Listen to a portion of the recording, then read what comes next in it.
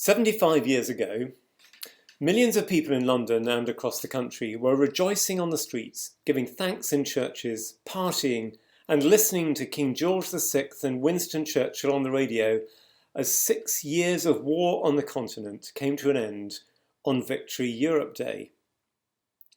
Walter Matthews, the Dean of St Paul's at the time, whose son was killed at Dunkirk in 1940, wrote in his memoirs that the last few weeks before the fighting ended had a dreamlike quality about them. He quoted Psalm 126, "When the Lord restored the fortunes of Zion, we were like those who dream. The Lord has done great things for us, and we rejoiced." He went on in his book to say, "On May the 8th, 1945, the day of the German surrender in Europe, we had nothing planned for the cathedral. There were no placards or notices. Everyone in the city seemed to resort to St Paul's by a kind of instinct. Throughout the day there were 10 services following one another, sung by the choir boys newly arrived back from their wartime home in Truro. Some 35,000 people came to St Paul's on VE Day to pray and to give thanks.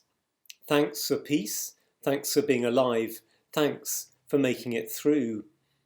And yet, as for Walter Matthews himself, there was also ongoing sorrow, remembering the men and women who had laid down their lives or families who'd perished in bombing and fire.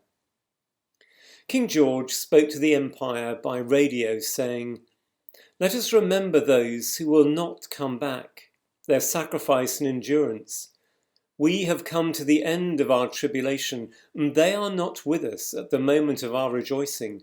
We salute in proud gratitude the great host of the living, the efforts of all devoted to the common purpose, armed or unarmed, men and women. You have endured to your utmost.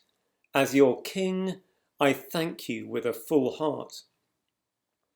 And the Prime Minister, Winston Churchill, who knew that the war was continuing in the Far East and elsewhere, while ebullient at victory over the Nazi regime, was only too well aware of the cost and sacrifice that still lay ahead, and the long process of rebuilding the nation from the rubble of wartime. "We may allow ourselves a brief period of rejoicing," he said, "but let us not forget for a moment the toils and efforts that lie ahead." VE Day 1945 is an intensified picture of our human lives.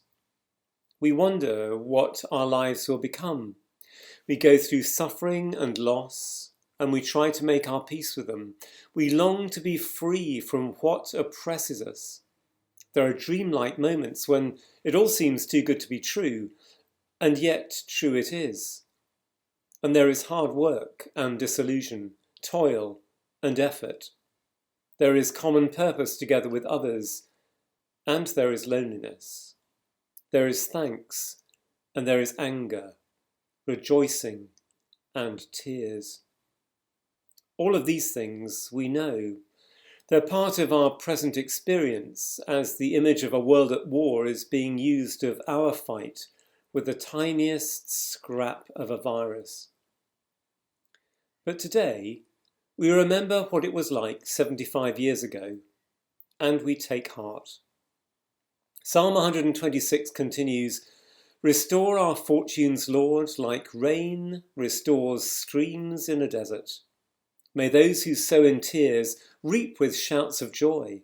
Those who go out weeping, sowing seeds, shall come home with shouts of joy, carrying their harvest." The Dean's memoirs quote a friend of his on VE Day who was waylaid at Mansion House Station by a woman who asked, "Are you going to St Paul's? I'm not religious, but it meant something to us that it was there and people praying in it. It's kept us going." The cathedral was packed, yet even at the West End was the stillness of worship. It focused London's heart. St Paul's belongs to the people, and they know within themselves that somehow it binds them to God. we sow in tears and reap in joy.